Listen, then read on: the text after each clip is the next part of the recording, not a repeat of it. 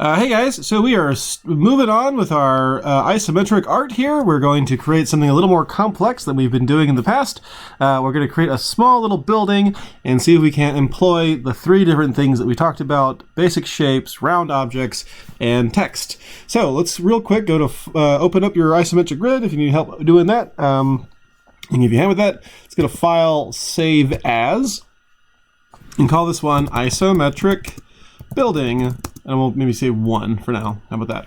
Isometric building 1. Okay, so press OK, and we're going to first look at a really cool tool we have in Illustrator, which is the Artboard Tool. So if you move your mouse over to the little, toolbox over here, and if you don't see what I'm seeing, I'll just go to Window, Workspace, and I'm going to reset Essentials to the saved layout, just so we're all kind of looking at the same thing here. Okay. So we're all kind of, we should be looking at the same thing. My screen is a little bit different, than yours, so it might be slightly different.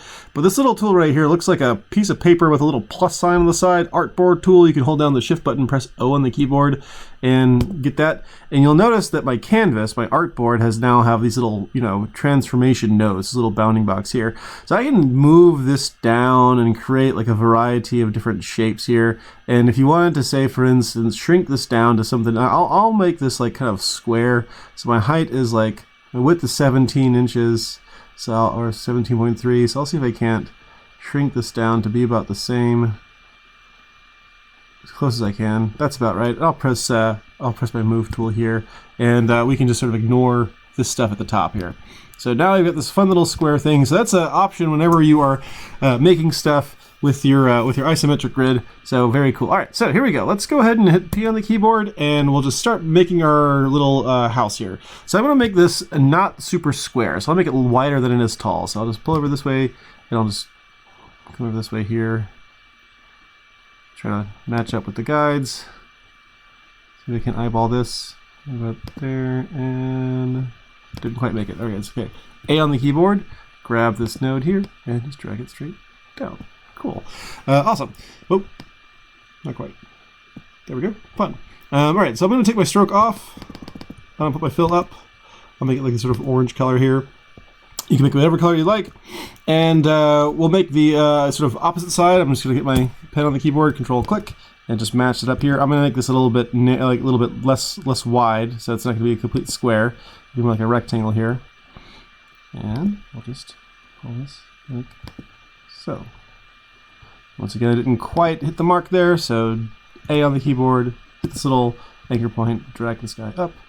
And you can do a variety of things with this. So I'm gonna do something a little bit different. Instead of making this straight, just slightly darker, I'm gonna make this entirely different. I'm gonna make this a very, very dark color. I'm gonna go over here to my color picker, and I'm gonna find just like a super, super dark color that's gonna be very, very like, kind of contrasting to it. And that'll be a fun little effect that we can do. Okay, so with that done, I'll just hit P on the keyboard, and I'll make my roof here. And I'll just sort of see if I can't pull this together. I keep missing the mark here. And for this one, let's get A on the keyboard. Let's double check I'm gonna fit this in. Here we go. And I'll go over here to my tool here. I make this slightly lighter, but just keep this super, super shadowy down here. And I'll go here to my HSB and pull the brightness, pull the saturation down some, make this as visible as I possibly can. Okay, so let's do a couple of things here. First off, let's take a look at the roof. I'm going to get in close on the roof here. I'm just going to use my pen tool just to create a little rectangle on top of the roof, kind of a one diamond point inward from the outer edges here.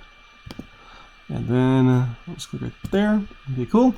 And what we'll do here is we will create a sort of a rooftop, sort of like a wall almost inside this little rooftop. So I'm going to make this. Let's think here. I'm gonna make this a different color for now, like something kind of like off, maybe it's like, for instance, like blue or something. And we'll come back to this color later here. But let's start building the walls to this. I'm just gonna come over here and just build in a little wall right here. Click right here. Gonna fill in the shape. It's like a trapezoid. I'm going to sample this dark color here. And I'm going to go over here to this shape here, this side. I'm just going to click along these lines. I on the keyboard to get your eyedropper tool. And sample this shape right there. And then V on the keyboard here. I'm not gonna make this the exact same color. I'll make it a different color, but I'll sample this color here. And I'll make it slightly darker, just so I can kind of tell the difference, just a little bit. Won't bother with the, yeah, there we go. That's cool. Okay, so we can kind of see we got this little roof thing going on here. All right, so with that done, what I'll do is I'll grab my circle tool here. So L on the keyboard. I'll just draw a small circle right here, kind of hanging out. And I'll start doing, let me just real quick change this to a different color, say for instance, blue. And I'll just start doing the SSR method here. So let's go get our move tool here, V on the keyboard, right click on it.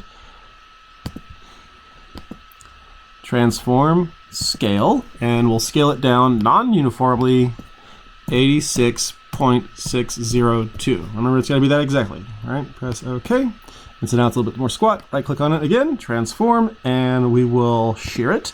And we're going to shear it 30 degrees along the horizontal. Let's preview this. All right, press OK.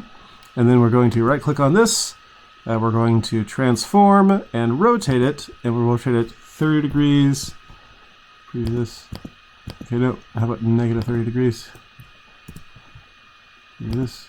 There we go. Press OK. And so yeah, we got this. All right, so now this is hanging out here. And I can just Alt drag it up as high as I want. Hold down Shift while I'm doing it. And I'm going to undo this little, I'm going to dismiss my grid for just a second. And I'm just going to get in real close here.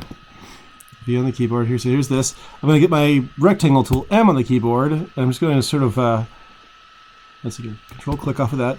And it should match me up pretty close with the sides of this here ellipse as I go down, and it'll match me up with the center of that bottom ellipse down there. Right? So I'll just be on the keyboard, grab these two, and I'll just unify those, and I'll change them to a different color here. Let's go down here to, like, say for instance, like green, and we'll just grab this guy, Control Shift, and open bracket, or right click on it, arrange, and bring to front. So you can see the Control Shift and close bracket rather. Okay, so we want this to kind of have the same color, you know, coloration over here as this thing does. We don't really need to. Let's just make it a real quick gradient. It could be like kind of a grayish color here. Let's go to Fill, and let's go to our swatches. Let's find our gradients like this, and it'll make this little gradient here. And I'm not going to make it that big. I'm going to get my gradient tool here, right there. And so you should see this little bar. This is like where your gradient kind of goes. And so I'm just going to drag this over this way so it starts off more gray. I'm going to pull it this way so it ends sort of slightly gray. And then over here, maybe I'll make it a little bit darker. There we go. Over here, for this one, I'm going to grab this guy, and I'll make him a pretty light gray. Slightly darker. And I'm just going to Control-C, Control-F, and then drag this in, Shift and Alt, just drag this in like so. And I'm going to make this a gradient as well. Gradient like so. And I'm going to go to Gradient Options, and I'm just going to turn this gradient 90 degrees, like so. No, negative 90 degrees. So it kind of gets darker as it goes down. And that way, what we can do is, with our gradient tool here, we can kind of pull this up a little bit and pull this down. Pull this up a little bit here. Make it seem as if it's sort of like receding down into the bottom of this little, you know, kind of hole there. All right, neat. Okay, fun. Okay, so there we go. And now we've got our little like, you know, kind of smokestack there.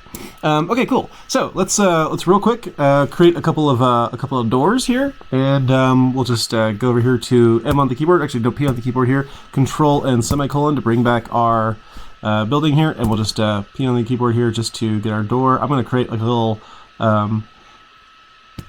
rectangle like this. It'll be kind of a large one here. And I'm just going to change it to the same color over here. And then I'm going to make my pen tool again. I'll make a small door, like so.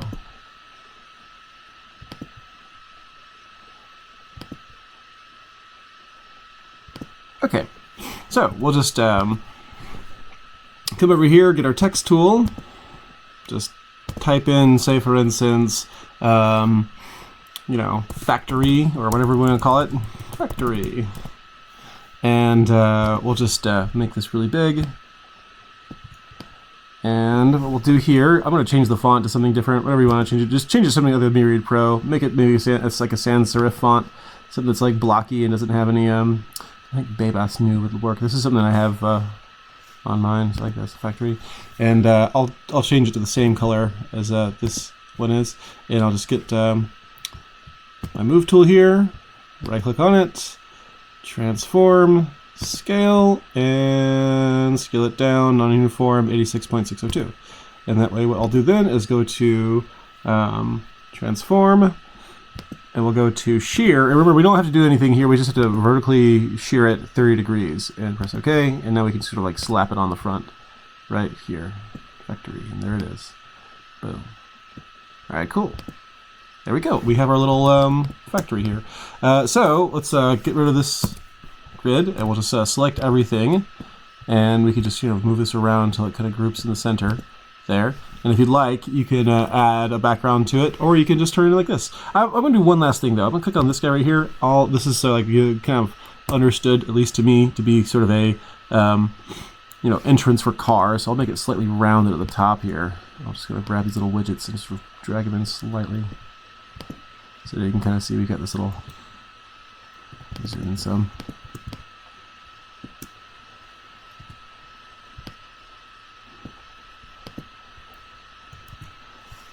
Just do this one at a time. Here's all of it. Put this in some.